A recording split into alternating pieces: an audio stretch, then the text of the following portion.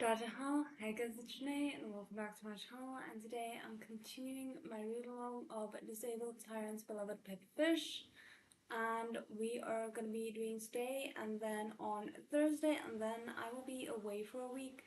Originally, I wanted to ask you guys if you wanted me to pre-record or just wait until I get back to continue the read-alongs live, but unfortunately I realized that I just don't have enough time ahead to be able to pre-record them, so I am unfortunately going to be taking a break next week, but I'm hoping we'll make good headway these next two live streams, and then hopefully that means that we maybe just have like one live stream left before we move on to volume 6 of Urha, and then we will be returning to volume 2 once Urha volume 6 is done. So, hi. Oh goodness, now, like, I was cold and now suddenly I'm feeling very hot. So let me just quickly check here. Yeah, so we are on page 340 right now, which means that we have about 100 pages left to go. So I think we should be good to finish it up when I get back that following Tuesday.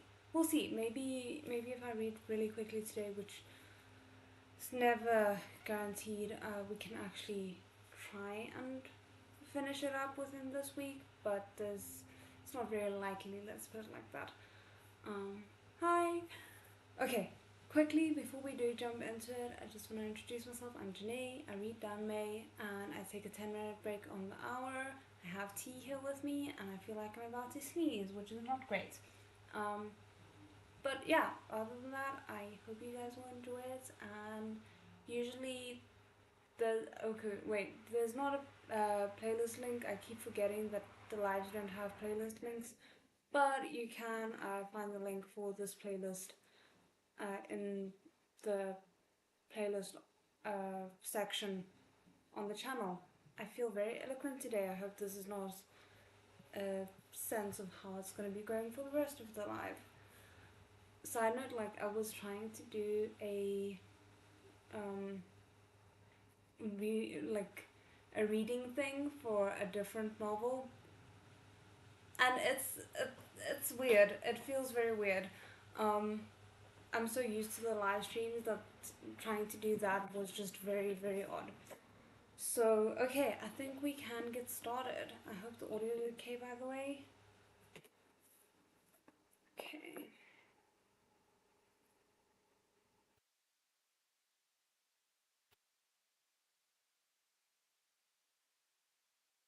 Chapter 33, Fishy Suck. That does not sound good. I don't know what to imagine with that, but it doesn't sound good. Wangshi wasn't sure if the Imperial physician could cure Master Fish Sha Yu's illness, but he couldn't go against Prince Jing's orders. As expected of a man who cared for His Highness Prince Jing the most, Wang Gonggong asked around and summoned an Imperial physician who also had a fish at home. That was probably good enough. Wang Gonggong brought the Imperial physician to Prince Jing's residence. This Imperial physician, who had the surname Xu, had dealt with many strange and mysterious diseases. So, when he found out that Prince Jing had summoned him to look at his pet fish, he remained calm and unfazed. We wonder how long that's gonna last. To make it easier for Imperial physician Xu, Prince Jing placed his fish in the shallow, petal-shaped tea bowl so that he could examine him more easily. Sorry, I feel like I'm whistling through my teeth, and I don't know if that's because I don't have I haven't drunk any liquid. Hopefully that'll help, because that could not be pleasant to your ears.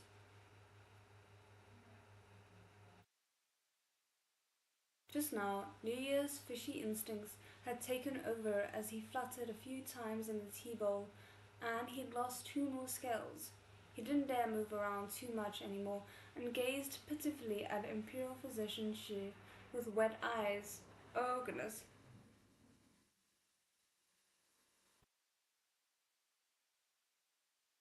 The physician should be able to cure him and prevent him from turning into a bold fish, right? Without his gaze ever leaving the fish, Prince Jing coughed lightly and turned the teacup around so Xu Ye's face was pointing at him. He asked Imperial physician Xu to look at the spine, and there were indeed some lost scales on Li Ye's spine as well. Is this like the preemptive thing happening to where he will eventually transform into a koi and he just doesn't know it yet, or should I genuinely be worried? I can't tell. Our wonderful Wong Wong Wong making sure our ship can sail. We salute you, good sir. I do love Wong Gong Gong. He is such a wingman. The Imperial physician looked over the fish carefully, then examined the teacup before coming to a rough idea of what was going on.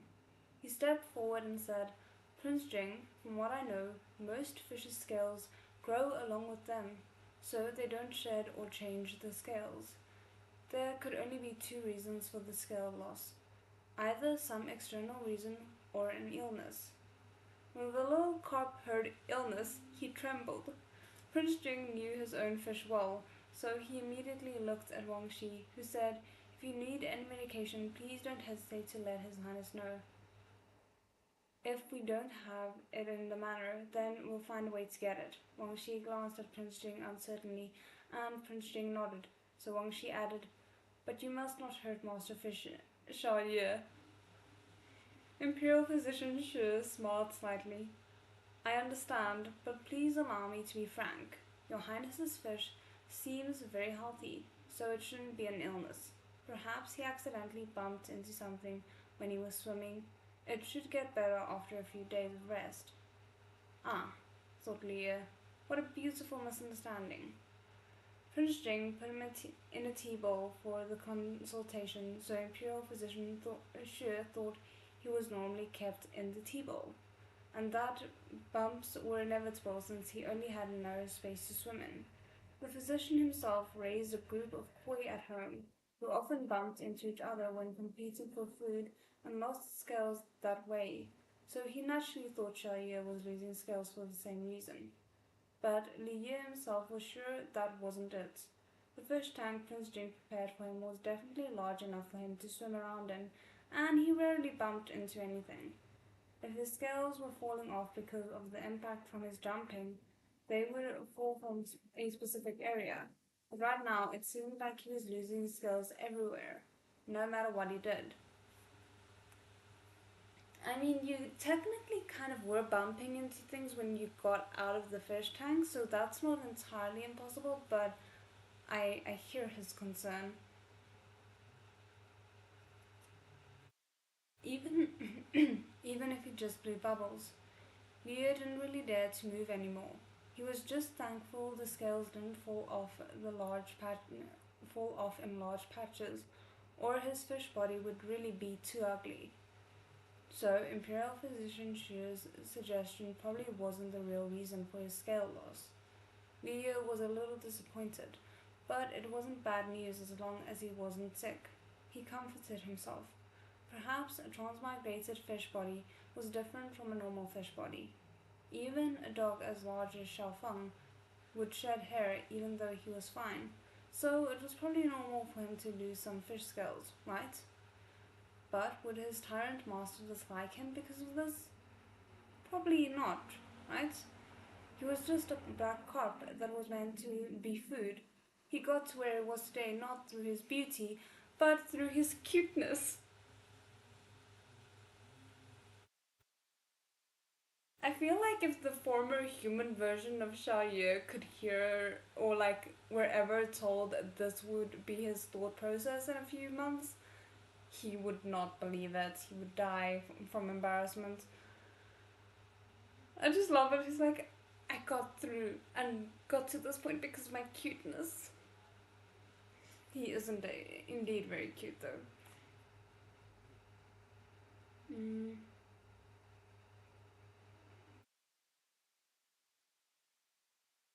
Would he not be cute anymore if he lost his scales? He has spent so long trying to comfort himself that he ended up almost completely inside his own head. Finishing was influenced by the Imperial physician's words, but keeping a fish in a tank that was too small would cause it to lose its scales. Oh my goodness, he's gonna bring an enormous tank for him, as if the one he's in now isn't big enough. I also go through life with my cuteness, not my beauty. Why does that sound so aspirational? I want that. I just go through life. um, hmm. Since Prince Jing knew that Xiaoye was a carp spirit now, it did seem wrong to keep him in an ordinary fish tank. Once he'd sent Imperial Physician Xue away, Prince Jing came to an immediate decision. He gestured at Wang Shi to come closer. Since his orders were a little bit complicated this time, Prince Jing wrote them out, and Wang Shi's eyebrows almost flew away from his face as he watched the brush move across the paper.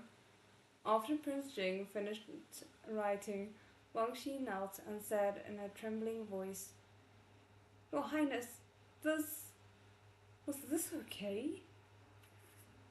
Wang Shi had guessed that Prince Jing wanted to switch out the fish tank for Master Fish, but he never imagined it'd be that kind of fish tank. Prince Jing blew on the ink once he was finished writing and signaled with his eyes, "Go on, hurry." Wang Shi had been with Prince Jing for many years, so he knew that once his master made a decision, nothing could change his mind. Wang Gonggong didn't bother saying anything else and scurried away to carry out his orders. Li Ye wanted him to leave and watched him leave in confusion. What had Prince Jing done? After Prince Jing was finished with those arrangements, he habitually went to rub his poor fish's back, but he remembered at the last minute that Xiaoye was losing scales. If he touched him, more scales might fall off. He had to listen to Imperial Physician Shi and take care of his fish. Even more so because this was actually a carp spirit. Hi! Oh my goodness, I'm just living for this prince thinking that he's found a carp spirit and being totally okay with it because he doesn't care what form his fish takes as long as it's his fish. I hope that holds true once his fish transforms into a koi. Um, there's something I wanted to say now. Doesn't Xiaoye still have the mission of having to kiss Prince Jing, or has that mission somehow been completed and I forgot about that? I can't remember. Because maybe that has something to do with the lost scales. Prince Jing, who decided without blinking to commission a new fish tank for Xiaoye, now hesitated. That same fish he always touched was actually a boy. He couldn't bring himself to do it anymore. The little carp saw him reaching out with a finger and swam over and waited for Prince Jing to touch him. But Prince Jing stopped at the last minute. No way! Did Prince Jing not like him anymore? The year wrapped his tail around Prince Jing's finger, seeking a sense of security. Prince Jing normally loved this kind of touch, but now he was starting to have wild thoughts. If this was the tail on the fish, what was it on the carp spirit? These are actually very fair questions. I can't blame poor Prince Jing. Um, Something to look forward to. Been using these in my downtime. That makes me so happy to hear. I hope you enjoy them. Um, the fish head must be a person's face, so the tail should be his feet. A pair of delicate ankles flashed across Prince Jing's mind. For a moment, he just sat there. Then he stood up so abruptly that he startled the little carp, who was who swam aside and stared at him, confused. Prince Jing realized that he was a little too worked up. Afraid that Xiaoyu would realize he was acting strange, he stuck out his finger as usual. Liu swam forward expectantly, but Prince Jing didn't touch his back or tail. Instead, he tapped his head gently. This again? Thought Liu. What exactly does this mean? Though Prince Jing had ordered the production of the new fish tank to be carried out as fast as possible, it would still take a few days for it to be finished. So he had to put Xiaoyu back in the crystal fish tank for now. He gave him the best food during this time. For his part, Liu was still losing his scales, and he no longer dared to move around too much. How was he going to finish his missions if he couldn't even move? He was very worried. Right when the little cop thought he was truly going to turn into a bold fish, Changing Palace issued several imperial decrees. The emperor took away all of the second prince's positions and gave him the title of the Marquis of Anne. The Marquis of Anne was not given another residence and was instead confined to the residence he was currently in. Noble Consort Chu was demoted to concubine, and as her house arrest from last time had not yet ended, it was set to continue. The emperor issued both punishments and rewards. The house of Chang'an was promoted to a higher class, and Ying Yan himself was promoted to a higher title as well. The emperor allowed the house of Chang'an and King Jinju to choose the date for the wedding themselves and build a residence for Princess Jinju in the imperial city. The changes he made show that the emperor was quite determined. Okay, but he hasn't yet gotten a notification that his mission is successful, so that could also be part of why things are going south a little bit with his scales. I think I'm overthinking at this point. The emperor had been thinking about how to punish the second prince for trying to frame Ye Jingyan. When noble Consort Chu of Zhongqu Zhong Zui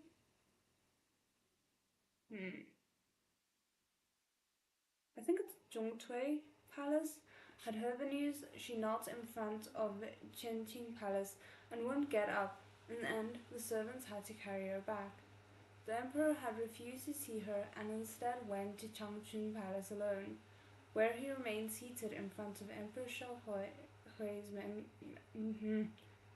Xiaohui's memorial tablet for the entire night. The female corpse in Yanyu Pavilion turned out to be a death row prisoner from Heavenly Prison who had passed away from illness several days ago.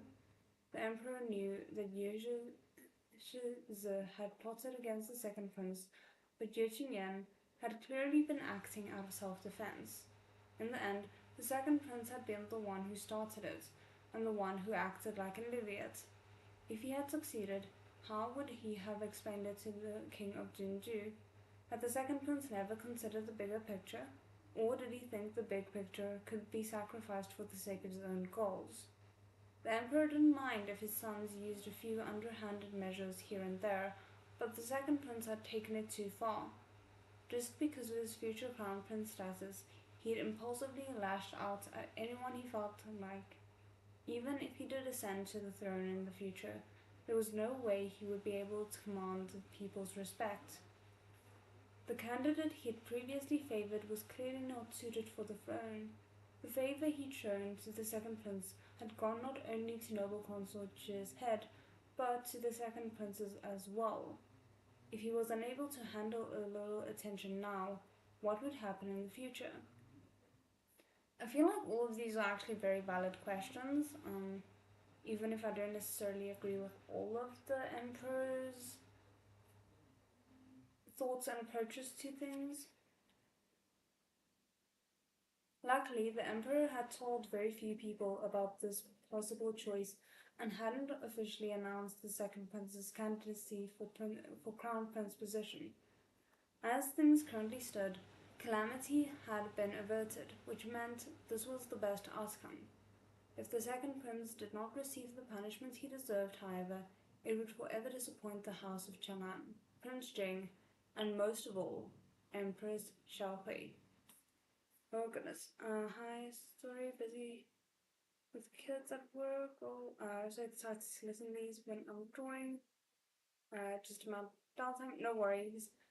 I also just want to see. I find pinching, much like Lan Wangji, gets given a pet and must take best care.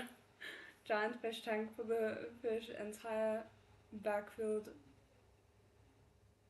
uh, of cloud recesses for the bunnies, despite the rules. Yeah, no, it's very much that.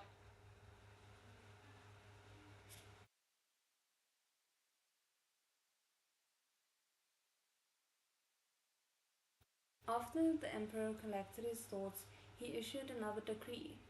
Nobody was allowed to voice their opinion on this matter. These decrees nearly caused the court and back palace to explode. There was an unwritten rule in this dynasty that if a prince was given a title early, he had no chance at the throne. Prince Jing was an example. Everyone knew that the emperor had given Prince Jing his title to appease him, as his son. But the second prince's situation was different.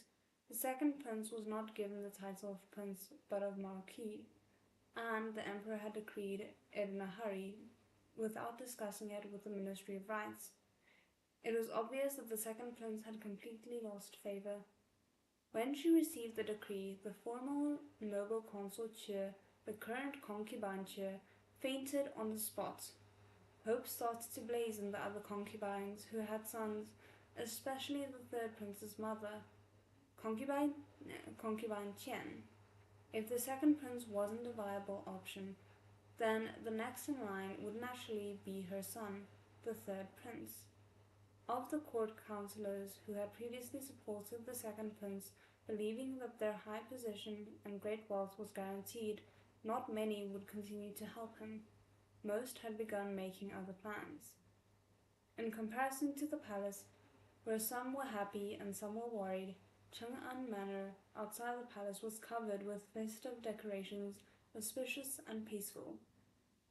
Ying Yan and the Princess of Jinju had already exchanged their gentai cards exchanged for betrothal with information on it such as one's name, birth chart, ancestry, etc. Okay. The Duke of Chang'an and King Jeju were choosing a date for them already. As for Prince Jing, though he wasn't mentioned in the imperial decree, he was also rewarded. The emperor ordered head eunuch Lue to bring a set of sui jade boxes, I'm not sure how to pronounce that, for Prince Jing to put fish food in. Oh my goodness, he understands his son surprisingly well, like being like, okay, like if I'm gonna give him jewels, he's gonna put it in the fish tank, so I might as well give him these fancy boxes for his fish food specifically, because I know that's what he's probably gonna end up using it for in any case.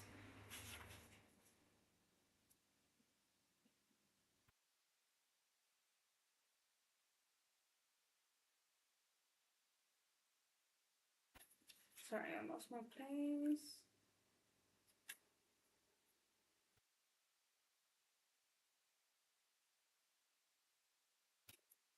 Okay. The emperor had seen the bamboo box Prince Jing was using at the imperial banquets and felt a bit sorry for him. The emperor had rewarded Prince Jing, but not Li Ye. Sorry, the emperor had rewarded Prince Jing, but Li Ye was happiest of all. The new fish food boxes were engraved with fish design, and the emperor seemed to have had them specifically made for him. He'd heard that jade was extremely valuable, so using it to make fish food boxes made Li Ye feel like his worth had been doubled. That's weirdly cute. As soon as the imperial decree was issued, there was something else he could be happy about too. The impenetrable defense side quest was updated. Okay, thank goodness. We're happy about that. I need another pillow because I'm way too relieved right now. The Emperor's edicts laid out both punishments and rewards, and Liu realized that the side quest could only be considered complete once good was rewarded and evil was punished. His scales falling off was one matter, but he still had to collect his mission rewards, so Liu entered the system. He'd never been too invested in the rewards for this side mission, but after patiently listening to the fish scanning system introduce the rewards one by one, Liu's jaw nearly fell to the ground. The reward for the Impenetrable Defense side quest was a completely new type of fish scales. There was 5 colors to choose from: gold, red, green, silver, and purple. Had he been losing scales recently because the mission would reward him with new ones? You're overthinking, user, the system informed him immediately. Your scales keep falling off because normal fish scales can no longer handle the intensity of your behavior. I didn't think this is what the system meant, but my brain just interpreted it as the system saying, your scales are falling off because you're too shameless. Oh, since the fish scamming system wasn't trying to hide anything, Liu had to believe he really had messed around too much and his scales couldn't stand it anymore. But I haven't really been moving around that vigorously, Liu thought, without any self-awareness, forgetting that he was constantly jumping out and up and down across Prince Jing's room. The system informed him that the strength of the new fish scales would be better, and once they'd been replaced, they would not fall off. Liu was extremely happy to collect this reward, but his new scales were so different from his original scales. Only koi had flashy colors like that. If he had them, did it mean that he could actually become a koi fish? He was just a little curious. He definitely wanted to turn into a human at the end. But it sounds like you were trying to gaslight yourself, not gonna lie. The system only said, "There's no need to worry, user." Liu became more alert. Usually when the system told him not to worry, he was about to get scammed. He was used to it by now, but he was afraid that his Tyrant master, who'd been a little colder to him recently, would suddenly grow suspicious of him. But since his original scales kept falling off, he might as well use the new ones that had just arrived at his doorstep. User, please choose a color and confirm your reward. Such bright colors, they're all about the same anyway, right? Against his conscience, Liu picked the color closest to that of a koi, golden. The system forced him out after he confirmed his selection. How rude. After returning to reality, Liu glanced at his body, but his scales were still as grey as before. Did the reward not take effect yet? When he raised his tail, a row of scales fell right off. Liu was incredibly embarrassed. Since they're falling off like this, will my tail be bald first? He glanced at his tail and was suddenly frozen. There was a touch of gold peeking out of his originally grey-black fish tail. So did he literally only get new scales on his tail, or does he have to lose the old scales to gain the new ones? Wang Shi brought some people over to change the water for Liu. He was chasing his tail in circles when he heard Wang Gongwang gasp, Your Highness, look! Wang Gongwang cried out in surprise. Prince Jing rushed over at once. Liu, with his grey-black tail and its gleam of gold, swam around pretentiously. Your Highness, the servant has only seen a koi with this shade of gold before. Wang Shi had always thought that Master Fish was smart, definitely not an ordinary fish. But could it be that he was actually a koi carp, even though his body wasn't really shaped like one? Prince Jing himself had never seen such a thing before either. When he took a closer look at Sha Yu's tail, he saw that there were new fish scales growing from where the old ones had fallen off, and some of those new fish scales were golden. Prince Jing had already determined that Sha Yu was a carp spirit. Since he could turn into a human, turning into a koi was nothing. Jing never change. We love you, and you're like blaseness about these weird things. After all, koi were a kind of fish. Prince Jing immediately accepted this new developments and calmly ordered Wang Shi to take meticulous care of Xiaoye.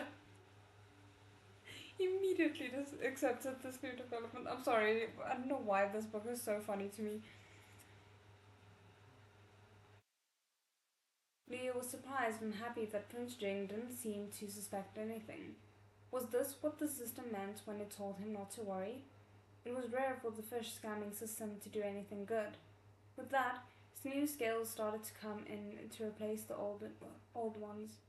Imperial physician Xie had said most fish didn't shed scales, but it wasn't an absolute statement, so Xiaoye could just be a type of fish that did shed.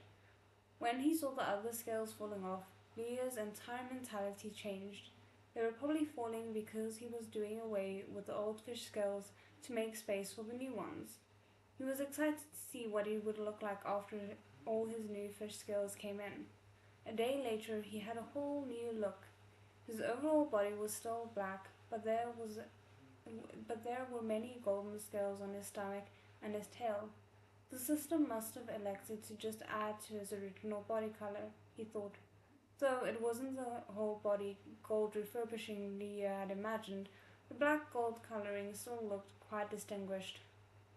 In any case, when the main quest, Tyrant's priceless pet fish, was completed, there was a side quest called Turn into a Koi, still waiting for him. Perhaps he'd be able to change when that came around. The little carp was trying his hardest to turn into a koi hid in the leaf blankets and giggled to himself. He'd practically had a makeover. Since Prince Jing accepted it, the servants wouldn't gossip about it among themselves, and Lia was even less worried about the rest of the people in Prince Jing's residence. He was only growing golden scales on inconspicuous parts of his body, like his tail and stomach, and most people didn't have the chance to approach his tank, so they may not have even seen his original appearance. What he didn't know was that when Prince Jing saw his new coloring, in order to prevent gossip, he ordered Wang Shi to make everyone in the residence recount the same story, that Xiaoye was a descendant from Koi. My goodness, this man just goes above and beyond for his pet fish. He managed to cover up the whole situation for Xiaoye impeccably. Now that he completed the side quest, Liu started thinking about his main quest again. After his scales stopped changing, he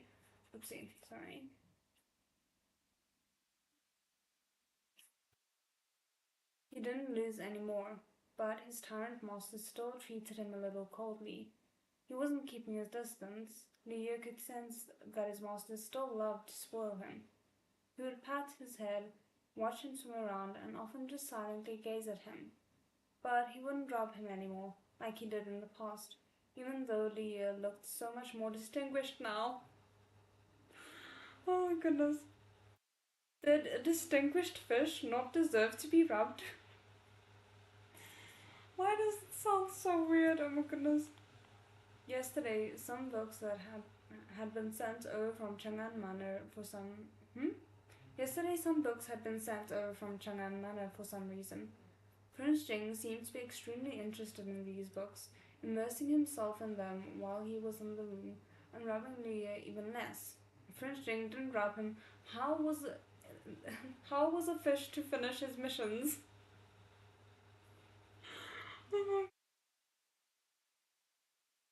The little carp jumped out of the crystal fish tank. Ever since his scales had been replaced, he found that he could use his tail more smoothly. He jumped a few times, landing in the petal-shaped tea bowl on Prince Jing's desk and splashing a couple drops of water onto the books that were spread out there. He didn't mean to.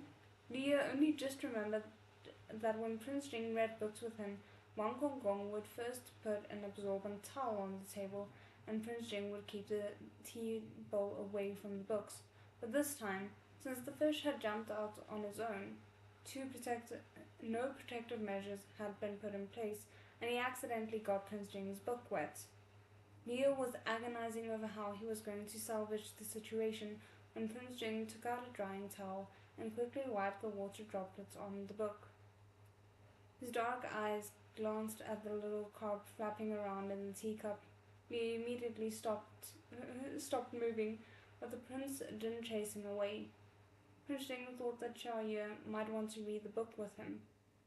Moving the bowl closer would be too obvious, so instead he imperceptibly moved the book towards his fish. Look, I don't know what he turns out to be like in the future, but right now Prince Jing is the greenest of green flags. He's so considerate to his pet.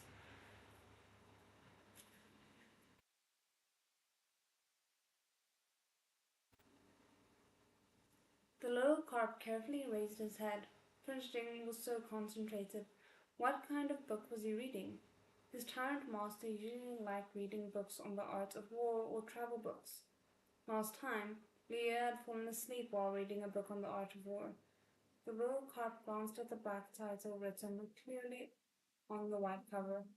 This time, the book was The Tales of the White Snake. Huh. Leah recalled his original world. Leah recalled that his original world had the legend of the White Snake. So, what was the tale of the White Snake? Leah started reading the book, curious. The general premise seemed to be that the White Snake spirit fell in love with a passing scholar and transformed into a human so she could marry him. Leah guessed that this was a folk tale. When he started reading, the White Snake and the scholar had already exchanged wedding vows. The White Snake was confessing her true identity as a snake spirit, and she softly said to the scholar, "Husband, us Yao all need to absorb essence."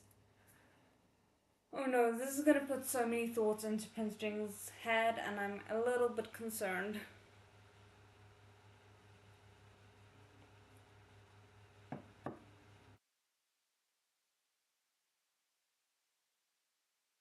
Leo was perplexed. It was difficult for him to read ancient books, but Prince Jing could read 10 lines at a glance. Before Leo could read how the snake absorbed essence, Prince Jing had already hurriedly turned the page. On the second night, the white snake spirit once again said gently, "Beloved, us Yao need to absorb essence today." Prince Jing flipped the page quickly again. I think he's not flipping it because he's such a good reader. I think it's because he's embarrassed. Show you.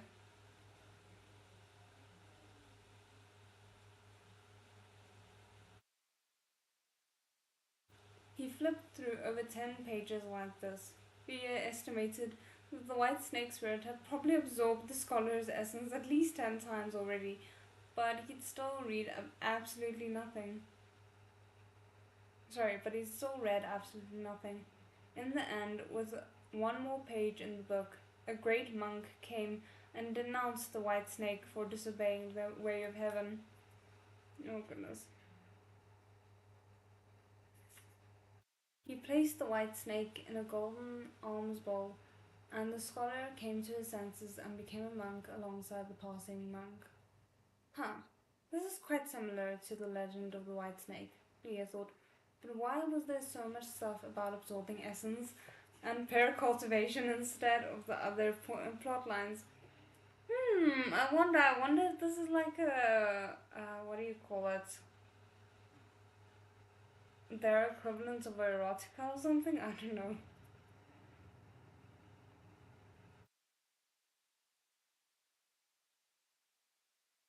Prince Jing closed the book. For some reason, Leo felt like his tyrant master's ears had turned a bit red. Perhaps Prince Jing didn't like the ending of this book because he immediately started another one. Leo glanced at the title. It was called The Legend of the Fox Spirit. It was probably about a fox spirit that fell in love with a scholar and asked the asked to pair cultivate when she went to his room in the middle of the night. The fox spirit was more powerful than the white snake spirit. The first night alone was a full 20 pages. Okay, well, from his comments here, it does seem like he picked up on what the paracultivation thing is. So I don't know why he's acting so confused as to why Prince Jing might be blushing.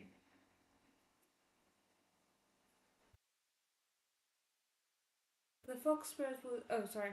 Leah secretly counted as Prince Jing flipped the page 20 times. He only realized afterward what kind of book it was. It must be an ancient story about lovemaking. Okay. Leah was incredibly amused to learn that Prince Jing actually read that kind of thing. No wonder he flipped the pages so quickly. Was his tyrant master a bit shy? It seems like it. But it wasn't a huge deal to read the stuff. When Leo was still a human, he had just turned 18. Who hadn't read a bit of porn at that age? Oh my goodness. Prince Jing was a young man in his 20s, so in ancient times he should have had a courtyard full of children running around by now. What was wrong with seeing a bit of action in a book? Leo tried to get closer. Master, I also want to see the indescribable things happening between a Yao and a scholar. My goodness. Prince Jing had just closed the second book when he saw his carp spirit reaching his head out, trying to get closer. Prince Jing couldn't help but smile and flicked his fish head lightly. The little carp fell back into the teacup with a splash. Night had fallen. Leo wanted to secretly complete his main mission on this dark and windy night. The main mission, Tyrant's priceless pet fish, was almost complete. All he had to do was rub his fish lips against Prince Jing's. Oh no, now Prince Jing's gonna think all kinds of things. He should have done it before he read those books. I'm worried.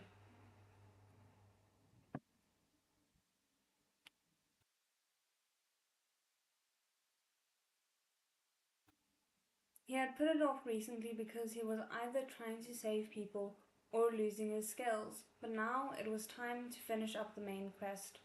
Leo waited quietly in his crystal fish tank for Prince Jing to fall asleep. He waited a long time after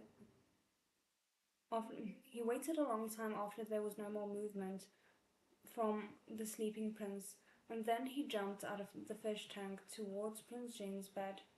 He was already quite familiar with this route. He arrived at Prince Jing's pillow without a problem. He remembered that Prince Jing didn't blame him for getting his book wet during the day, so he was for some reason equally confident that Prince Jing wouldn't blame him if he got the pillow wet this time. The little carp jumped onto the jade pillow, aimed towards Prince Jing's face, and stuck his fishy lips out. He would never do this in human form because it was too shameless, but he could afford to be shameless when he was a fish. Prince Jing was a little sleepy at first, but after he realized that Xiaoyu was a little carp spirit, and especially after he started losing his skills, it was hard for him not to pay attention to the fish in the tank at night, aware of all his movements. He'd gotten into the habit of getting up to take a look at his fish after it fell asleep, and even though the scale loss issue had been resolved, this habit hadn't changed yet. When the little carp jumped onto the bed, Prince Jing was just about to fall asleep. Damn it. Oh, the tension. Why? This is the weirdest kind of tension I've ever felt in these situations. Mm.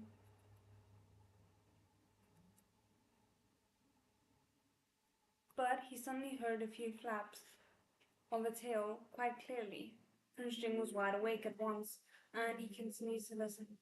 What was Xiao Ye going to do? Would he turn into a human? The sound of the fishtail was getting closer and closer, and Prince Jing was certain that Xiao Ye was coming towards his bed. This is this would be a horror movie if it wasn't a comedy at this point. When the fish jumped onto his jade pillow, A tiny droplet of water landed on Prince Jing's face, but, in his excitement, the little carp failed to notice. Prince Jing didn't move either. He'd been observing the carp spirits in secret for the past couple of days, but he hadn't learned anything yet. If he woke up right now, Xiaoye would definitely be embarrassed. If he continued to pretend to sleep, he might be able to figure out the fish's goal. Oh, you're about to find out. He could feel that the other party, surrounded by an aura of water, was getting closer. Mwah! Sorry. Something sharp touched his lips for just a moment. Prince Jing's breath caught in his throat as he realized what it was. The lively, sweet scene from the books he'd read about the Yao and the scholars, especially the parts he'd flipped through quickly, popped into his mind one after another. The white snake spirits and the scholar, the fox spirits and the scholar all became this vexing carp spirit and himself. No, oh my goodness. But also, I love how unoriginal it is. Like, it's always this kind of spirits and the scholar.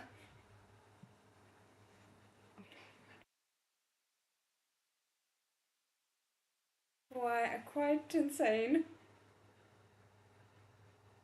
It wasn't hot in the room, but Prince Jing was covered with a thin layer of sweat. His body was stiff, and his chest was burning. He didn't know what he was doing. Lying here, half helpless and half expectant, waiting for the carp spirit to go further. But instead, the carp spirit blithely turned around and jumped back to his fish tank. What? So easy for the carp spirit to just suck essence that it was over already. So your brain is in the wrong place. Oh my goodness. I mean, honestly, I feel like it's the only logical conclusion he could have come to because nothing else makes sense, even a little bit slightly. Like, obviously, we understand it from Xiaoye's perspective, but from his perspective, it's the only, like, slightly plausible explanation, I feel.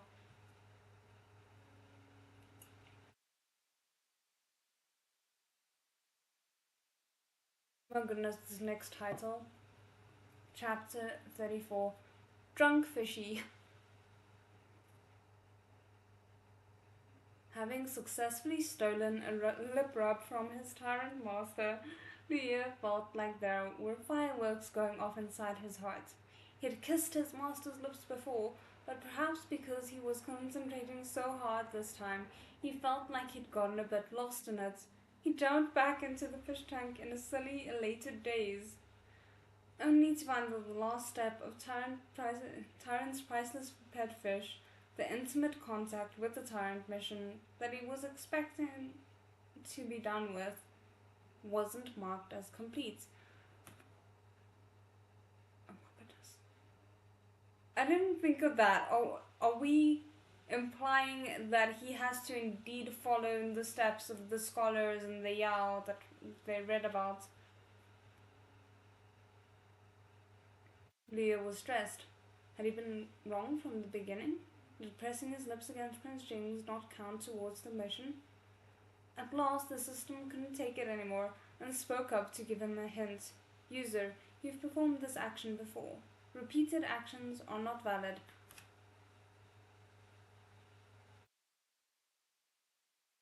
I'm worried, okay? Oh. So, since they touched lips before, it didn't count if they touched lips again? Leo was very angry. He had done it by accident before, but this time he'd really been focused and deliberate. He meant it this time. If repeats weren't allowed, why didn't the system tell him sooner? There was no repetition before you made a move, user. The system told him. The system is indeed a scammy one. Actually, a scummy one. Leo couldn't be more disappointed. Fine. You're the fish scamming system. Of course you're right. He thought the last quest would go nice and smoothly. that he'd be able to collect his reward immediately and get right into the koi side quest. Instead, the fish scamming system had given him an obstacle. If kissing didn't work, how else was he supposed to have intimate contact with the Tyrant Master? User, please think for yourself. The system was too annoying. He was so close too. Leo was so pissed off at the fish scamming system that he blew bubbles all night. When he woke up in the morning, his eyes felt a little sore. He saw that Prince Ring had dark circles as well, which meant he didn't sleep well either. He and his master were in the same boat. Well, technically, you are at fault for your master being in the same boat as you, even if you don't know it yet. When the servant came to make the bed, he found the water stains that the little carp left behind on the pillow, and that the mattress was slightly wet. The servant promptly reported to Prince Jing, who just waved his hand at him, and had the servant change the bed. Leah had been confident about jumping onto the bed before he attempted his mission, but now he was even more so. Prince Jing had to be aware that he'd hopped over there at night, but he wasn't angry. That meant he could continue to visit at night from now on, right? Unfortunately, he still hadn't figured out what entailed an actual proper intimate contact. Even after thinking all night, it wasn't that he couldn't think of anything at all. It was that there were so many places a fish could rub up against. Oh no. Oh no. Oh my goodness. With each option more shameless than the last, Leah had to pick one that was not too shameful, but had also never been done before, which was the hardest part. For example, Prince Jing's face. Leah had rubbed against his face a lot in his time as a fish, so that definitely wouldn't count. Oh my goodness. Figure it out. FSS for scamming system. Oh my goodness, yes, that's perfect. I just realized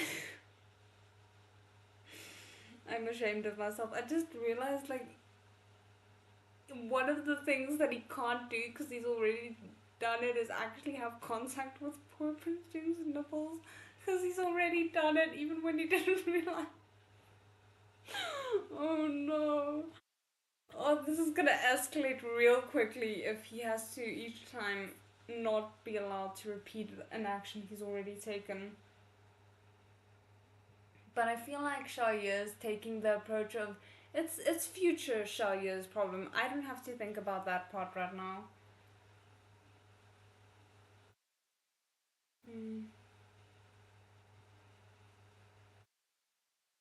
Leah was still thinking hard about the areas other than the face when Wang Gonggong came to report that the Duke of Chang'an's son had arrived.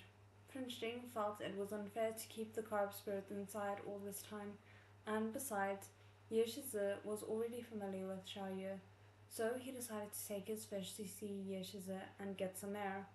Ye Yan was still delighted with his recent successes. His marriage to the Princess of Jinju had been set for after the second month, and of course, considering his relationship with the House of Chang'an, Prince Jing was obviously invited. Ye Shizi was quite sincere. He came to give Prince Jing the invitation himself and even brought 2 jars of wine with him. Grandfather brewed these 2 jars of green plum wine himself. He insisted that I bring them to you. Ye Shizi put the wine down. Liu recalled then that the book had mentioned the green plum wine from Chang'an Manor before. Ye Qingyan's grandfather, the former Duke of Chang'an, and Prince Jing's grandfather had once brewed a jar of green plum wine for each of their children. These jars of wine had been buried to be dug up when their children were married. This was quite the elegant ritual. When Prince Jing's mother entered the palace, she did so as the empress, so her wedding was not held at home, and the wine stayed buried in the ground. In the past, he hadn't had the opportunity to give it to her, but after Emperor Shaohui passed away, he'd never been able to. The former Duke of Chang'an had now brewed wine for his grandchildren, so he asked Ying Yan to take his own jar as well as Emperor Shaohui's. Oh, that's actually a really sweet sentiment. Um, Finally read the chat. I can imagine a of him being mute instead. I'm not understanding that bit, but I might have also missed one of the comments.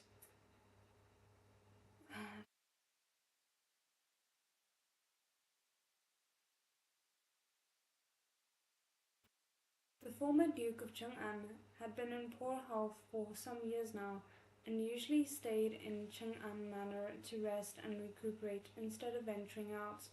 He quite missed his grandson, Prince Jing, who lived alone in his own residence.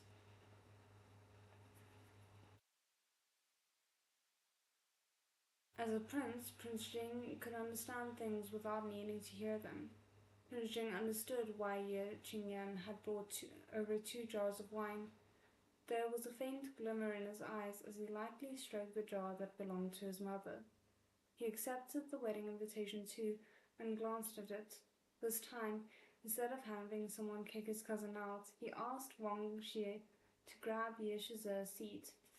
Ye Qingyan was overwhelmed with gratitude and sat down quickly. Ye Shize recalled what he had seen and heard on his way here, and he brought it up casually, without hesitation. "Oh, right. I saw a lot of workers around your residence on the way over. Are you remodeling?" Ye Qingyan had seen several areas of Prince Jing's residence surrounded by fences, and from the inside there was a constant sound of digging. He and Prince Is he building him a pond instead of like commissioning him a new fish tank? I didn't even think of that as an option, but it actually makes the most sense. He and Prince Jing had known each other for many years, and he knew how indifferent he could be sometimes. Prince Jing had never put any thought into the layout and decor of his residence, and he hadn't changed anything since he moved in.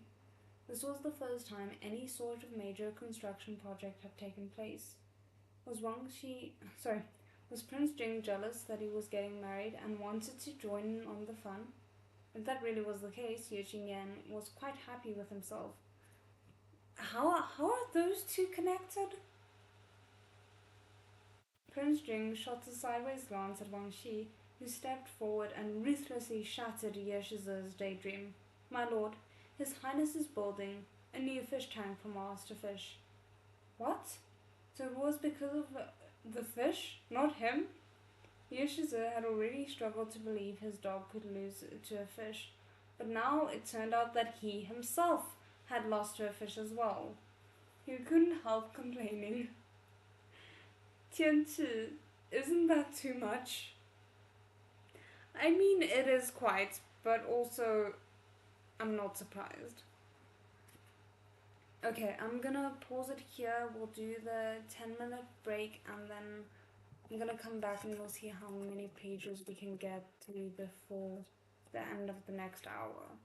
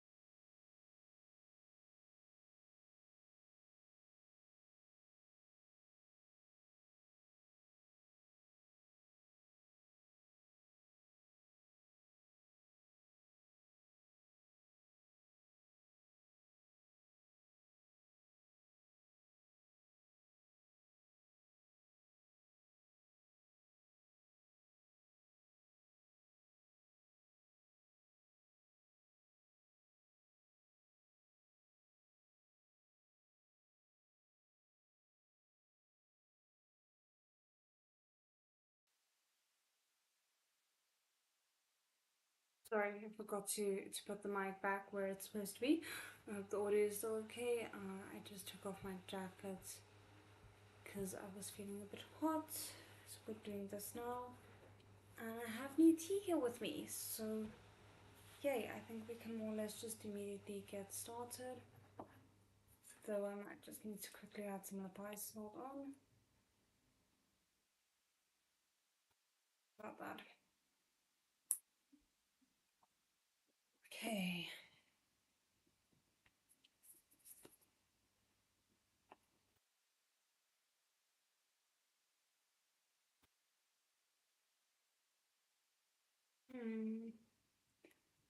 Leo was in his coral fish tank next to Prince Jing, still thinking about intimate contact when he heard there was going to be a new fish tank. Enjoy the rest of the reading.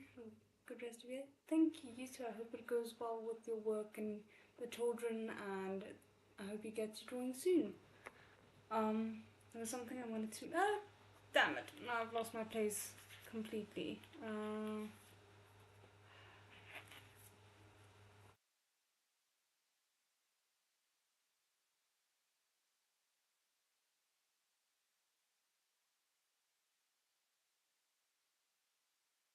Okay, I think we're here. There was something I wanted to mention or ask.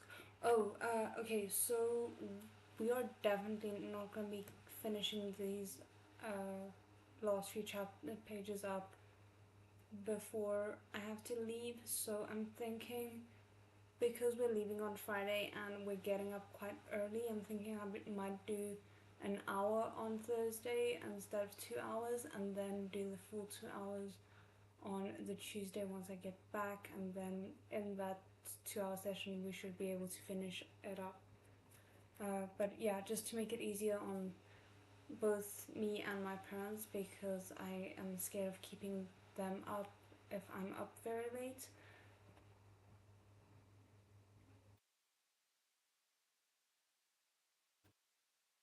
His tail started to flick in excitement, and as he flicked his tail, he contemplated Yeshiz's words.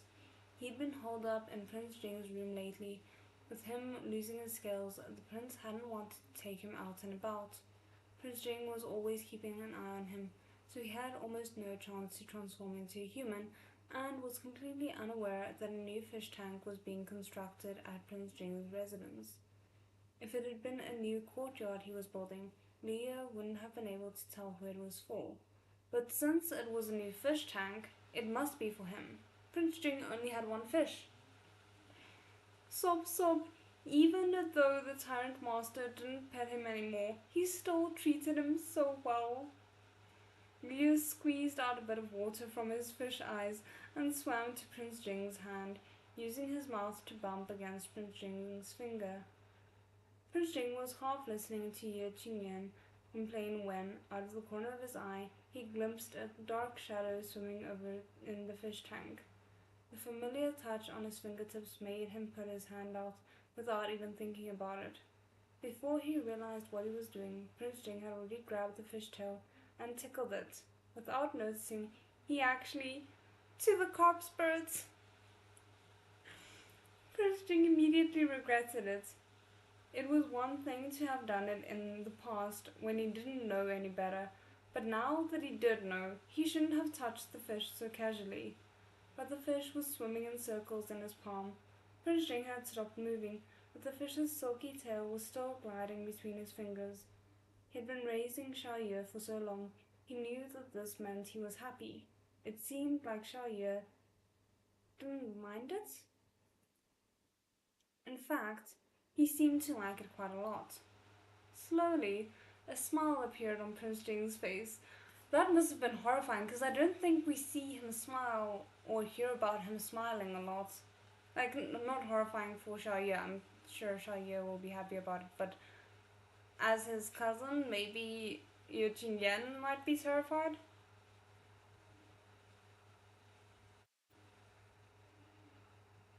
Um,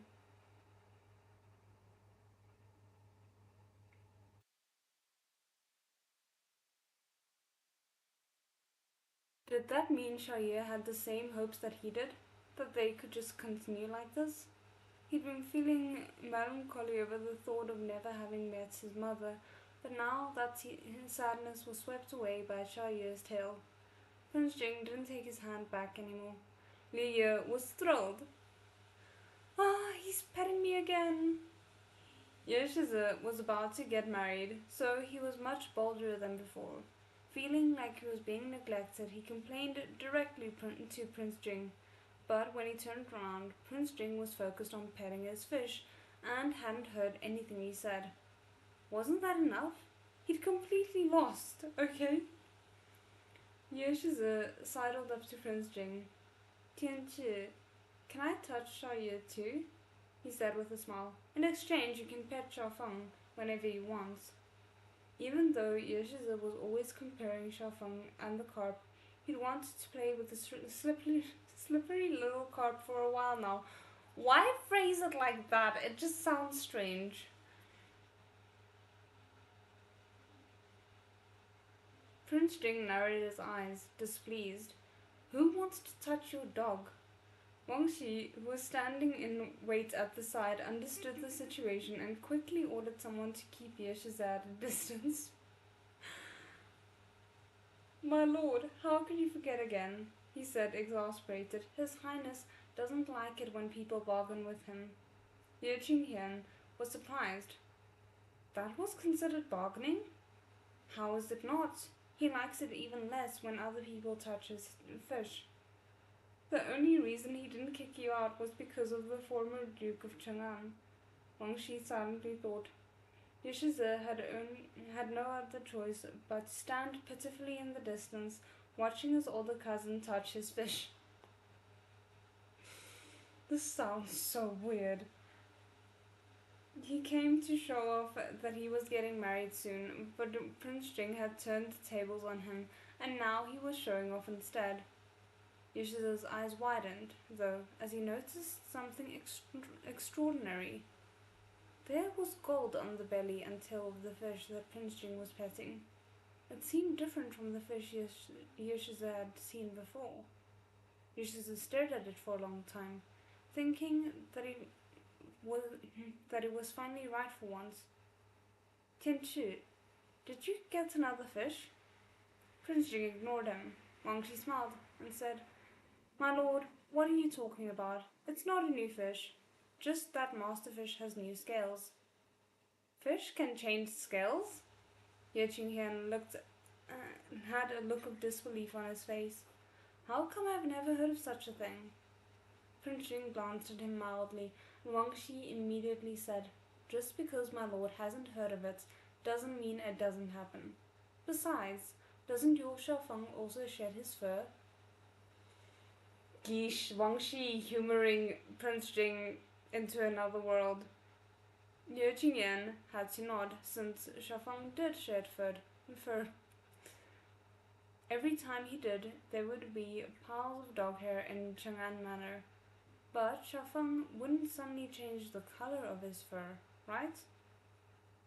But Prince Jing's fish was smarter than other fish, so he was probably just different, right? Ye Qingyan blinked a couple of times and managed to convince himself. Prince Jing had no reason to lie to him. If he upset Prince Jing again, he'd probably be chased out of his manor. All right, Ye Shizi racked his brain, wanting to give Prince Jing a good impression, and managed. Actually, a fish changing its scales is quite distinguished. That is the fastest way to this man's heart, I think. Prince Jing nodded coldly at Ye Shizi. Liu Ye, who was enjoying his rubbing, shook his tail and thought, Great minds think alike, Ye Shizi. Ye Qingyan's hard work earned him a meal at Prince Jing's residence.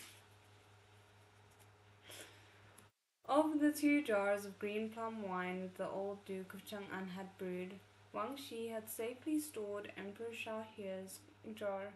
Ye Qingyan patted the other one. Grandfather brewed this one for me, so let's try some together.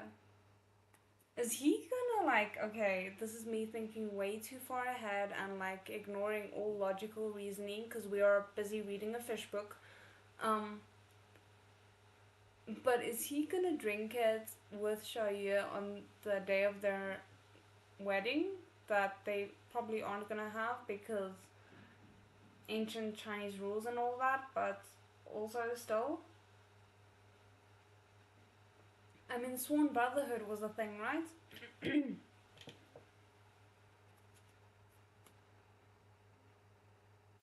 Mm. Prince Jing didn't say anything, of course, but Wang Shi guessed that his master was thinking and brought two glazed cups for Prince Jing and Ye Yan to drink from. The jar was opened, and the sweetness of the green plum wafted out, followed by the mellow aroma of the alcohol. Wang Shi used a long-handled silver ladle to scoop out the green plums at the bottom of the jar and place them onto a white ceramic plate. It was customary in this empire not to eat the green plums while drinking green plum wine, but there were people who liked them. Wang Shi took them out so Prince Jing and Ye Shize could use them as they liked. Sorry. Liu's coral fish tank was also on the table. These days, wow, my voice sounds really strange now. Um, these days, he enjoyed the honor of dining with his tyrant master. While Wang Shi was preparing the green plum wine, Prince Zheng had already given Xiaoyu a handful of red fish food and half a peach blossom pastry. Oh right, I forgot the title of this thing is that Xiaoyu might get drunk. This is gonna be interesting. Li Ye should have been satisfied with the fish food and peach blossom pastry, but when the green plum wine was opened, it was so fragrant that he could smell it from his tank. His ravenous stomach started crying out of yearning. Li Ye had a piece of peach blossom pastry in his mouth and floated to the surface of the water, sniffing the aroma of the green plum wine. Sob! He really wanted to drink the green plum wine, but Prince Jing definitely wouldn't give wine to the fish. He could at least watch Prince Jing and Ye Shize drink it though, right? After Prince Jing fed his fish, he ate the remaining half of his peach blossom pastry. Ye Yan looked on enviously. It had been foolish of him, in the extreme, he thought, to suggest that Prince Jing might raise another fish. Oh, it's going to be interesting when he turns into a koi, like trying to convince the residents of the manor that this is indeed the same fish. Wang Shi poured out the wine for the two of them. In the dainty, elegant glazed cups, the green plum wine looked like bejeweled nectar. Prince Jing looked down at the clear wine, his slender fingers fiddling with the cup lazily. He raised his cup and took a light sip. Across the table from him, Ye Yan downed his cup in one gulp. Good wine. Ye Yan wiped his lips and smiled. He didn't need Wang Shi to pour more wine for him. He did it himself. Secretly watching them drink, Li Ye thought, Master is so handsome, so good looking. When do you guys think he's gonna realize that he might be in love with his master? I'm just wondering here. Ye Shize really gulped that down. The scent of the green plum wine seemed to linger, tempting the fish immensely. Ye Shize's unrestrained enjoyment made him want to drink it even more. With the way Ye Yan was drinking, Prince Jing had only finished one cup by the time Ye Yan had downed his third. After the third cup, Ye Shize's ears were a little red and his eyes unfocused.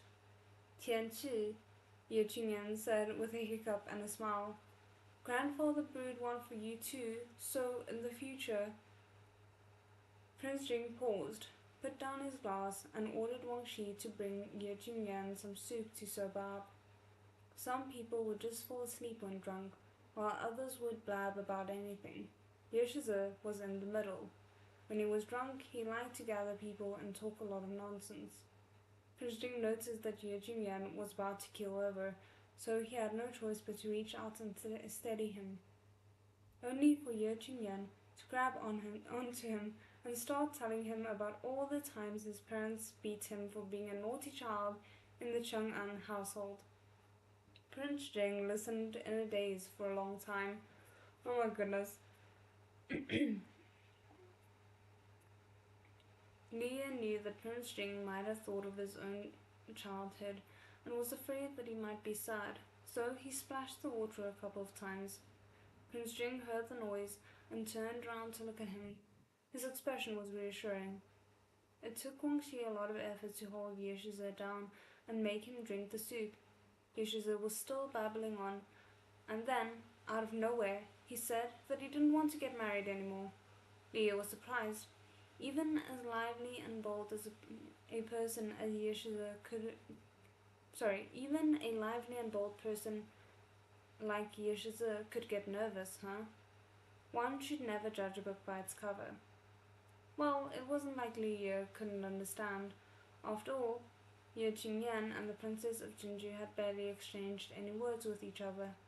Yet, they were expected to get married and live together for the rest of their lives. It was normal to be a little lost. Perhaps the alcohol was an excuse for Yeshize to blurt out what he was too afraid to say to outsiders.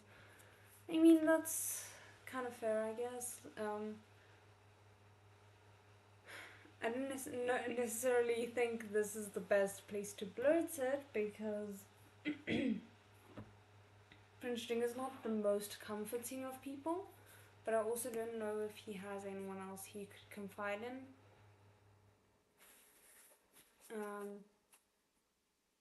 Pretty sure we're just reading a fishy version of Wei Wuxian thirsting after Emperor Smile. Oh goodness, yes. Rule 342 of Jing Tai Hall, fish are not permitted to get intoxicated. We shall see about that. He's about to break that rule, I think. I'm not sure yet how, but we shall find out.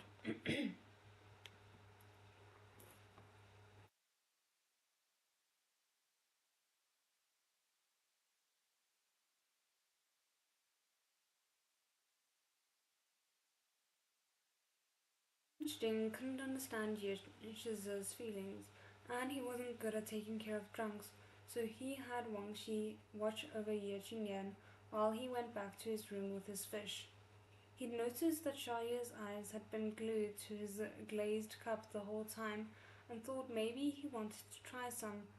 But green plum wine shouldn't be drunk so casually. Look at how intoxicated Ye Yan was. But Prince Jing was still willing to satisfy the carp spirit's desires. He thought it over and took the plate of green plums that Wang Shi had taken out. If he just let him eat some green plums, rather than actually drink the alcohol, it should be fine. Oh, actually, that might be more intoxicating because it's been fermenting in the liquor. Right? Like, I'm not very much an authority on alcohol because I don't drink any in myself, but that's how that works, isn't it?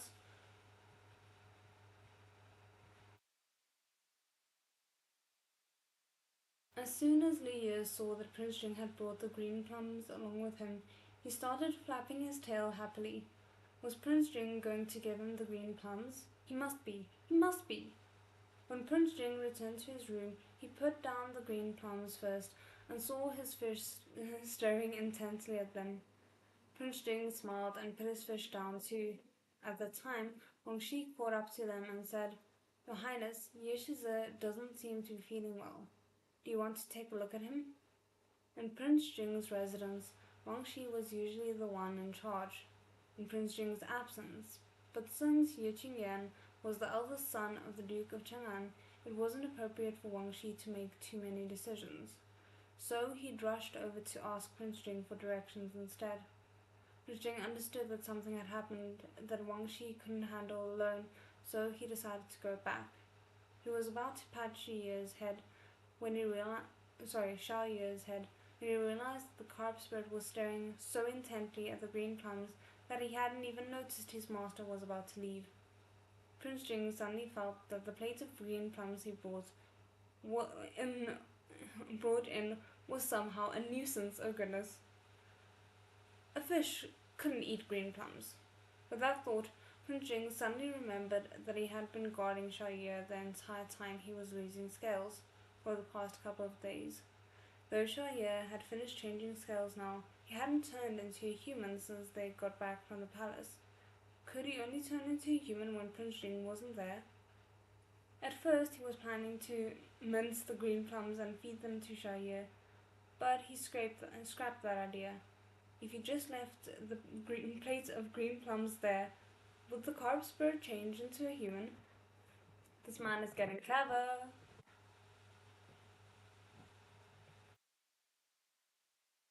Mm.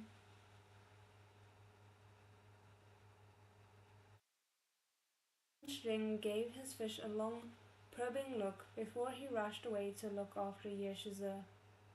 Ye stayed in his fish tank for a bit, listening. After he was sure Prince Jing had left, he used his transformation skills. Ever since he got back from the palace, he hadn't had any time to transform because Prince Jing was always watching over him. He was touched, but it wasn't very convenient.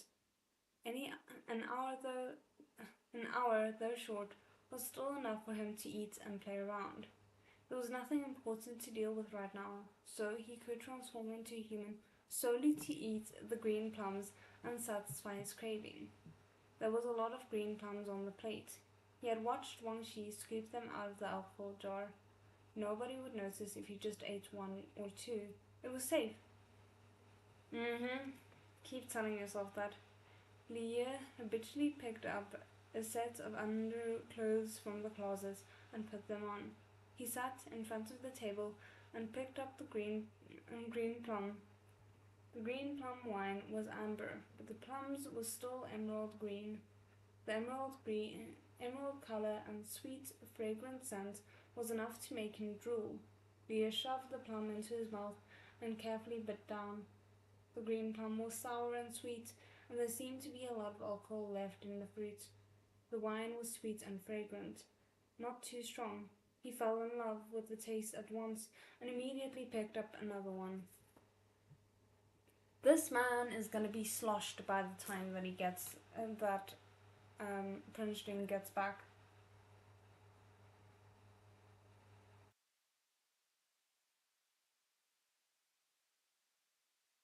Meanwhile, Prince Jing was learning that the soup hadn't helped Yeshiza sober up at all. Yoshiza was holding on to a pillar, crying and sobbing. Prince Jing listened to him for a while, blank faced. This really wasn't something Wang Shi could handle. Prince Jing chopped straight down with his hand, and Ying Yan fell silent. Oh my goodness! Oh my word! Prince Jing ordered Wang Shi to find a carriage to shove Ying Yan into and send him back to Chang'an Manor, where his people would take care of him. Prince Jing had worked up a sweat handling Ye Yan, but when he remembered that a carp spirit was in his room, he rushed back without wiping off his sweat, wondering if the spirit had really changed into a human or not. Would Xiao Yun have turned back into a fish already by the time he got back? When he pushed open the barely closed door, he was met with the overwhelming scent of alcohol. The young man he'd met several times before was sitting on the ground in a daze, his face flushed and his eyes unfocused, holding a plate in one hand while he licked the other. There was only one green plum left on the plate. What had happened here?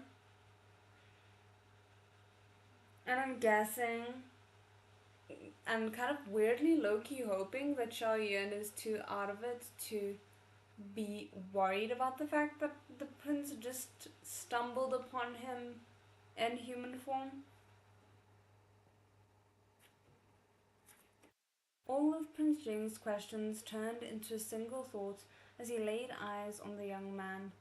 He finally transformed. Prince Jing was a little delighted. He walked over slowly, thinking about what he should say to the human Xiaoye. No, he couldn't speak. Even if Xiaoye was human, it was still inconvenient. He had to find a brush and paper first. I doubt Xiaoye is going to be able to read with how drunk he is. I don't think that's going to be helpful considering his normal struggle with ancient Chinese. Prince Jing paused for a bit and turned to look for the items, but Xiaoyu suddenly giggled, jumped up and hugged him, nuzzling against him happily. Master, you're back! I'm kind of excited. I want to see how this plays out because it's so not the usual way things would go. The sudden hug made Prince Jing's heart swoop. At Jing Tai Ho, the young man had called him Your Highness, so why was he calling him Master now? Xiaoyu's cheeks were red, his eyes bright. He carefully picked up the green plum with both hands and tried to shove it into Prince Jing's mouth.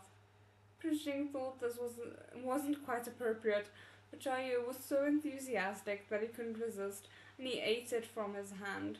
The green plum in his mouth was saturated with wine, but it was much stronger than the wine he had drunk. Prince Jing was surprised.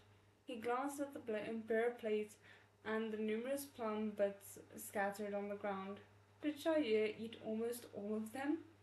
He didn't realize the alcohol content in the green plums was so high. His fish was probably drunk off of them. It's probably better that he ate them while he was human instead of while he's a fish, because that might have given him alcohol poisoning. Is it yummy? I left it for you, Xiaoyu asked with a smile, lowering his head and nuzzling against Prince Jing's hand. For some reason, Prince Jing nodded. His heart was strangely warmed by the fact that the fish had kept him in mind. This is such a weird dynamic, but I cannot just love it. I can't help it. Catching a whiff of the strong sense of alcohol in the young man, Prince Jing suddenly realized that this was a drunk fish who had transformed into a human but forgotten that he transformed. So that was why he called him Master. Such a large young man couldn't be held within the palm of his hand. Prince Jing didn't know how to deal with him, so he softly touched the drunk little fish's arm, hoping he would relax. Unexpectedly, the fish just lay down on top of him as if he had no bones. Prince Jing was caught off guard. He thought his heart was going to jump out of his chest as he held this fragile young man. I'm so sleepy. Want to sleep? The little drunk fish pouted and yawned, watery-eyed. He thought he was in his tyrant master's hands and that Prince Jing was going to pet him. But he was too tired and didn't want to be petted, so he nuzzled against his master's hand instead. Isn't that similar or like the same even? Prince Jing had been nuzzled several times by the drunken little fish already, but he still wasn't sure how to react. He felt like the sweat on his back hadn't had a chance to dry yet. After a moment's hesitation, he tentatively circled his arms around the drunken little fish. If he was drunk and wanted to sleep, Prince Jing thought lying down might make him more comfortable. The well-intentioned Prince Jing helped his fish to his bed. The drunken little fish's eyes were almost closed, but he suddenly jerked them open again. Not here. Where is my fish tank?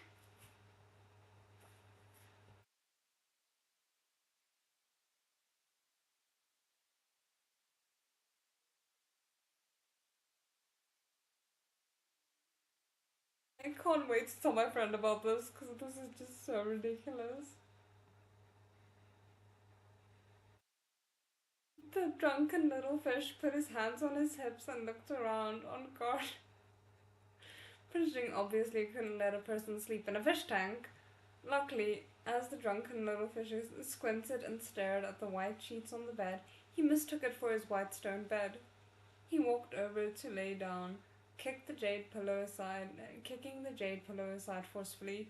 Prince Jing wanted to wait until the fish was asleep to grab a handkerchief to wipe Xiaoyu's face with, but the little drunken fish had barely closed his eyes before he immediately got back up again, rubbing his eyes and demanding, Where is my leaf blanket? Prince Jing was baffled.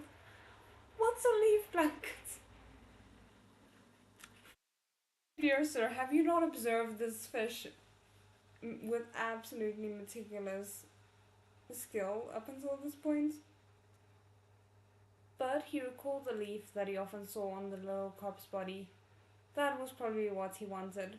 But Prince Jing obviously couldn't fish out a few pieces of wet seaweed for a human to use. After some thought, he scrounged around the room and found a grass green brocade blanket instead. Prince Jing was sweating profusely as he covered the drunken little fish with the blanket. As the familiar colour swept across his vision, Shaggy wrapped himself in the blanket, satisfied, and murmured, "Thank you, ornamental mountain." Oh my goodness.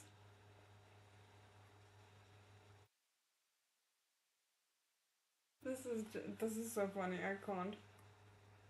Um,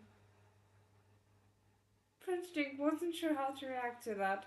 He wanted to wait until the fish fell asleep, but the drunken little fish got up yet again. Head wobbling, he stared at the Tyrant master in front of him for a while before he remembered that he hadn't finished his mission yet. "The system said repeated actions aren't valid," he said with a disgruntled frown. Oh no, he said that out loud. Prince Jing didn't know what kind of thing a system was, so he was about to write it down, but the drunken little fish cuffed the prince's cupped the hmm?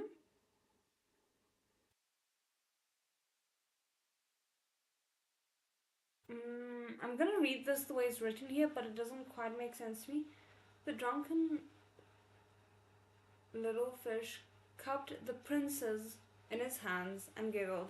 I'm assuming it's supposed to either be cupped the prince's face in his hands, or like, I have a different theory based on this beautiful picture that I'm about to show you guys, but I'm not sure what's actually supposed to be written there.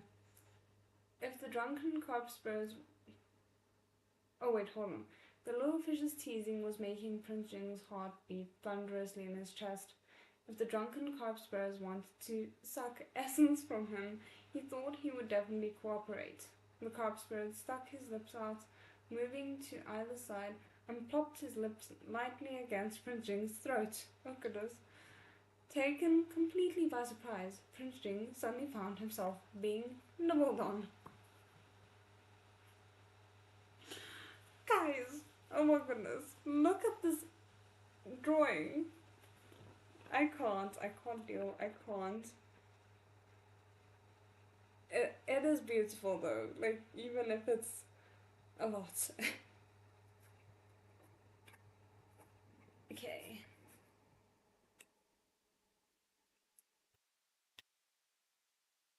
We are on a new chapter, but there's enough time that I do want to try and get through this one as well, so we'll see. Chapter 35. The fish nibbled him. When Leo woke up, he was sleeping in his fish tank on his white stone bed, covered by his leaf blanket. He rolled over comfortably, and suddenly remembered what happened before he lost consciousness. He turned into a human to eat the green plums, and they were so tasty that he couldn't help himself and kept eating them. The plums were soaked in wine, and he unsuspectingly swallowed a lot of alcohol. Even though he didn't feel it at first, by the time his mind started feeling fuzzy, there was not much after that. Leo shot up off his white stone bed with a start. Since he hadn't remembered anything after the dizziness, how did he get back into his fishy body? Did someone else... Did Prince Jing see him? But he glanced at his leaf blanket and quickly rejected this idea. He was lying securely on his white stone bed and was covered in his leaf blanket. He must have done all that himself after he turned into a fish. It couldn't have been anyone else. And besides, if Prince Jing saw him transform, he would definitely trap him. He wouldn't let him lie comfortably in his fish tank. So he must have turned back into a fish before Prince Jing came back and jumped into his fish tank before falling asleep. This trope is a hit or a miss for me. This time definitely a hit. I'm kind of loving it. Leo swam around the tank for a bit. He was a little tired, probably because he'd been drunk, but he felt better after moving around. Leo pressed up to the wall of the crystal tank to observe the room. The mess on the ground had been cleaned up, and Prince Jing was sleeping quietly on his bed. It was as if Li Ye had never gotten drunk off the green plums. He took a deep breath. Well, no news was good news. He probably hadn't caused any chaos then. He was so terribly anxious about the main mission that now that he was calming down, he wanted to enter the system first thing and check whether intimate contact had any new notifications. If not the face, maybe the ears or the throat. Considering how much Prince Jing spoiled him, he could just go for the nibble and deal with the consequences later. He just wasn't sure which one he should choose yet. He didn't expect to be hit with the quest complete notification as soon as he entered the system. Be worried, be very worried, sir.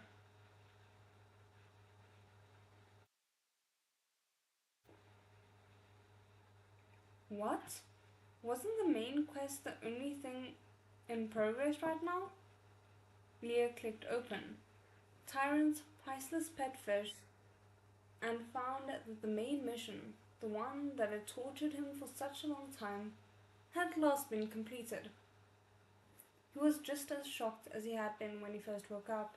He immediately took a look at the details of the mission and confirmed that the last step of intimate contact had indeed been completed. When? And how? Leo was flabbergasted. When you were drunk, the system helpfully informed him. Leo trembled a little. What did he do when he was drunk, and where did he end up biting Prince Jing?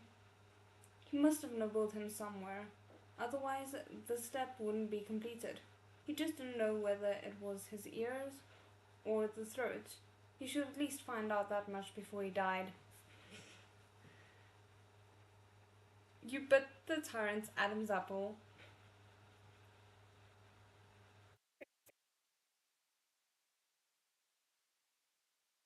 Ah, from now on, Leo thought, he had no respect to speak of. As for whether or not to use his human or fish body to bite him, the system didn't tell him. Leo didn't question it either. He thought it must have been while he was a fish, or he wouldn't have lived long enough to even enter the system. That was at least a blessing in the mountain of misfortune. The system asked him if he wanted to collect his reward. Since intimate contact was the last step of the Tyrant's priceless pet fish main mission, the reward was the final prize for the entire main quest. Leo dragged himself out of his funk and got ready to collect his reward.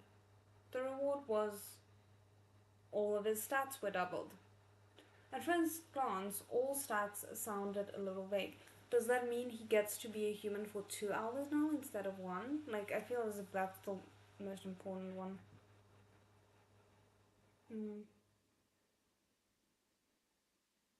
But Leah's tail healing ability.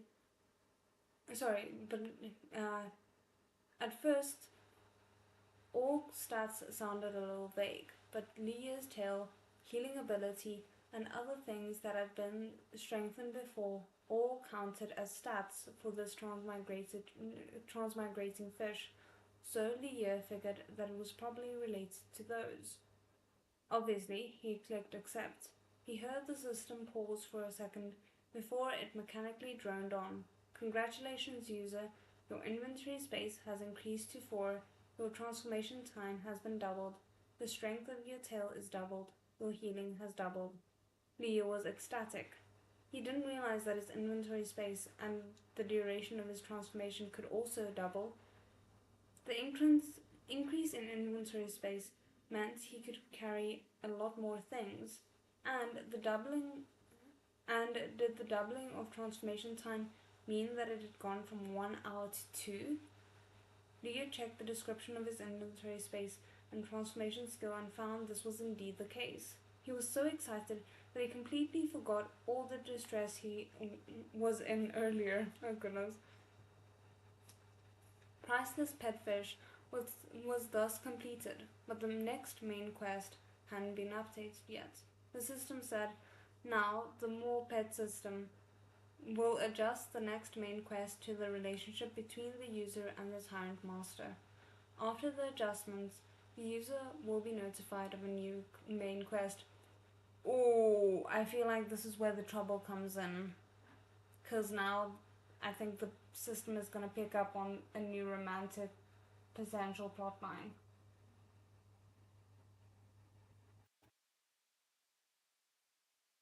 Though it kind of already did, now that I'm thinking about it.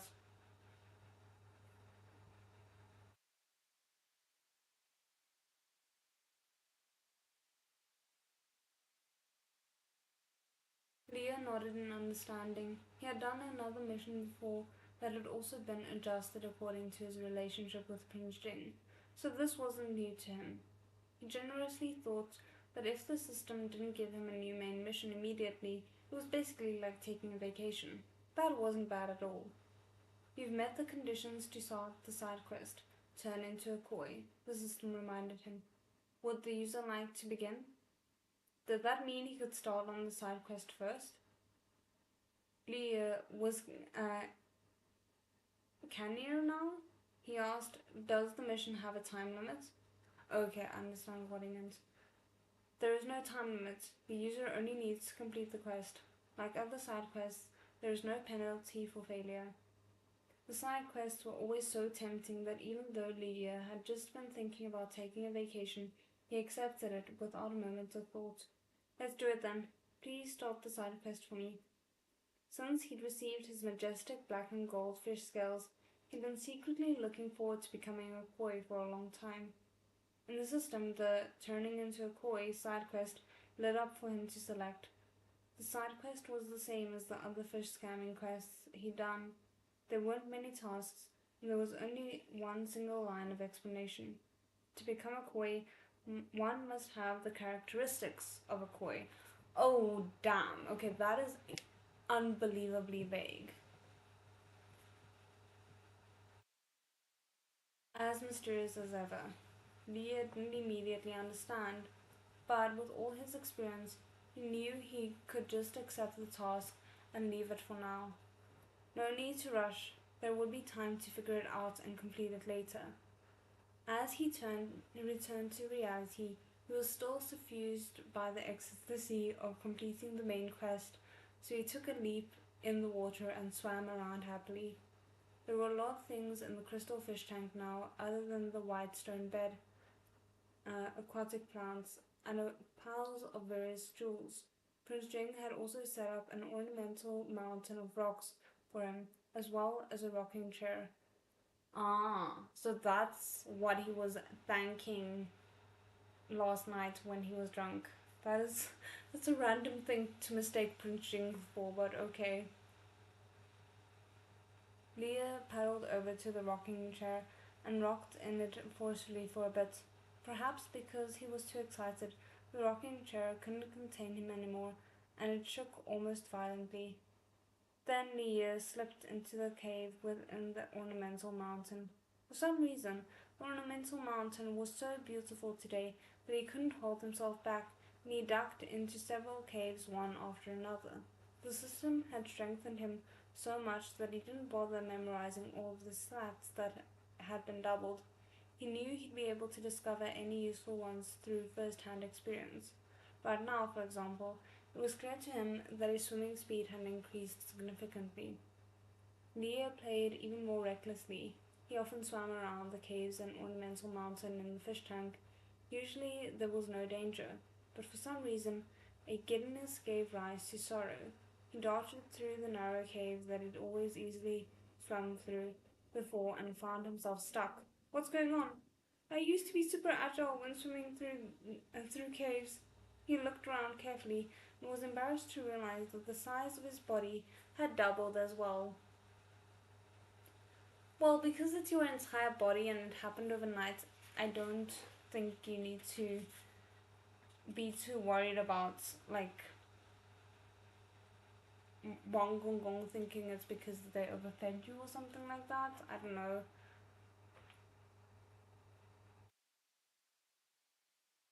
But it might draw attention, which I could understand him being worried about. Hmm. He used to be a small palm sized carp, small enough to easily fit in one hand, but now He was the size of 2 hands. It was no wonder the rocking chair couldn't hold him anymore. The system had doubled his length and width too. Leo wiggled fiercely, but he couldn't get out of the cave. It seemed that it wasn't just his length and width that had changed, but his height had as well. Most of Leo's body was stuck in the cave, and he couldn't muster up the strength in his tail.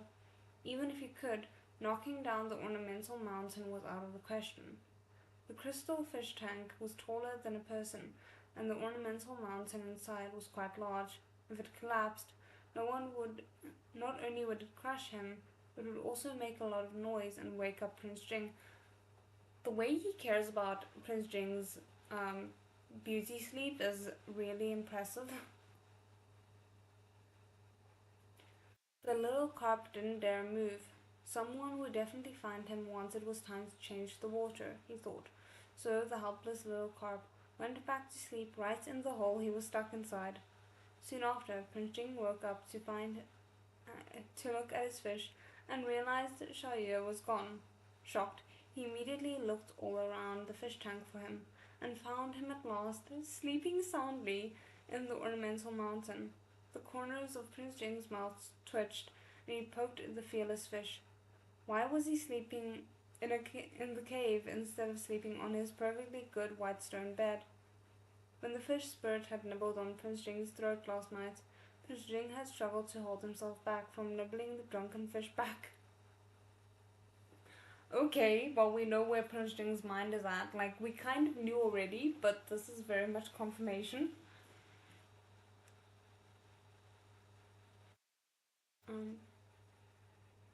But the fish lay down on his chest after the deed was done and turned right back into a fish. The clothes he'd been wearing collapsed, suddenly empty. No matter how much Prince Jing was mentally prepared for it, it was still a great shock. I can imagine.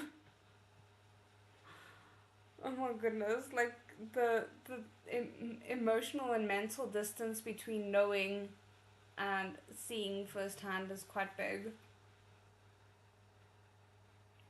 Xiaoyu had been thrashing about, uncomfortable out of the water. Prince Jing thought the carp had only shown him his true form due to being drunk, and he hurriedly put Xiaoyu back into the fish tank. He even remembered that Xiaoyu liked to lie down on his bed, enveloped in the leaf blanket, so he carefully put the fish on the white stone bed and wrapped him with the leaf blanket. That's so cute. If the fish woke up and remembered last night, it would be the perfect opportunity to come clean to him.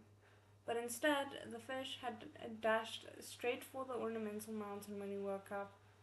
Prince Jing recalled that the drunken little fish had confusedly called him an ornamental mountain last night.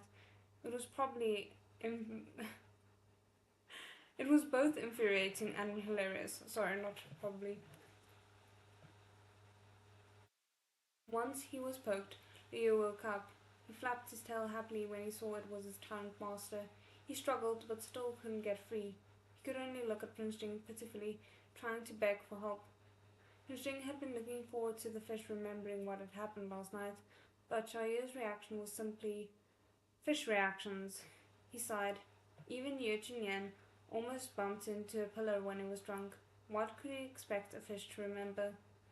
He would just have to keep an eye out for other opportunities in the future. Xiaoyu flapped his fins, still unable to move. Prince Jing realized now that he was stuck. Torn between laughter and pity, he ordered someone to move the ornamental mountain aside. It took the servants a full 10 minutes to move the mountain, but the naughty little carp was finally out of danger, and he swam out and shook his tail. Prince Jing picked him up and carefully examined his body for injuries. Fish was fine, but Prince Jing realized that the reason he'd been stuck was that he'd become much bigger. How did that happen? Oh no, he's gonna think it's because,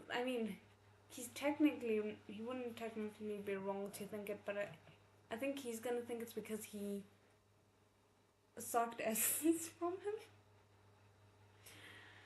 Instead of it being like, oh, he kissed me and a system gave him an upgrade, because whose brain would go there? I just want to see.